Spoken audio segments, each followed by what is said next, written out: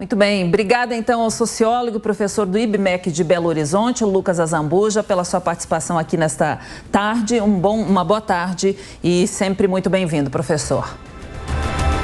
Vamos mais uma vez ao Rio de Janeiro saber como está o dia de votação dos candidatos ao governo do estado. Quem chega ao vivo para trazer os detalhes é o repórter Matheus Coelzer, que acompanhou o candidato Marcelo Freixo e tem os detalhes. Com você, Matheus, bem-vindo. Muito boa tarde para você, Daniel, Cláudia, a todos que nos acompanham aqui na programação da Jovem Pan. Eu falo ao vivo aqui no Flamengo, Zona Sul do Rio de Janeiro, como você falou, onde votou o candidato Marcelo Freixo. A assessoria de imprensa dele estava estimando que a votação pudesse acontecer por volta das 9 horas da manhã. Ele se atrasou um pouco, veio acompanhado da esposa e votou por volta das 11 horas da manhã. Quem nos acompanha por imagens pode perceber uma intensa movimentação. Nossa equipe chegou aqui por volta das 6 horas da manhã, onde muitas pessoas já estavam aqui no local.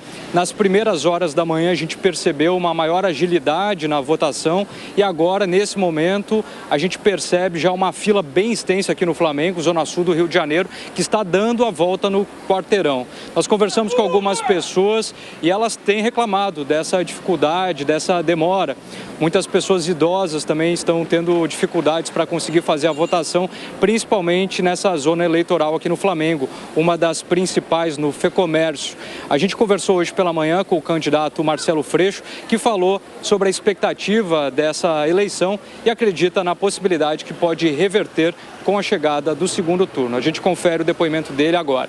Já fizemos esse movimento no primeiro turno, já temos uma aliança com 8 partidos. E no segundo turno a gente vai fazer uma frente ampla para ganhar a eleição, para virar e para governar o Rio de Janeiro de maneira diferente, trazendo alegria, emprego, saúde e educação. Bom, a gente ouviu aí o depoimento do candidato Marcelo Freixo, que nas pesquisas ainda, segundo a Datafolha, ainda conseguiu ter um crescimento, mas ao que tudo indica, segundo os especialistas na área política, é que de fato sim, a questão do governo do estado deva ir para segundo turno. Cláudio Castro votou hoje pela manhã na Barra da Tijuca e também Rodrigo Neves votou em Niterói. Ponto de votação do candidato. Esses são os principais candidatos que estão com uma maior pontuação na votação. O que a gente percebe aqui na Zona Sul do Rio de Janeiro, como eu falei, uma morosidade, uma demora, bastante fila, a gente percebe aqui no local.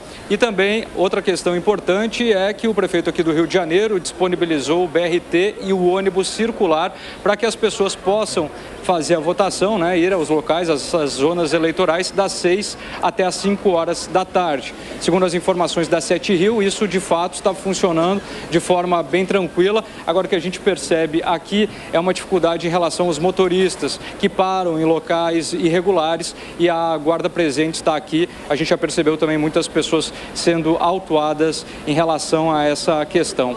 Ainda falando do Marcelo Freixo, que a gente acompanhou hoje desde cedo, ele falou que ele busca mudar esse cenário aqui do Rio de Janeiro diante dos 5 governadores que já foram presos. A gente falou também nas últimas semanas sobre... Certo. Perfeito. Matheus Coelzer trazendo as informações do Rio de Janeiro. Daqui a pouco a gente volta a conversar com ele.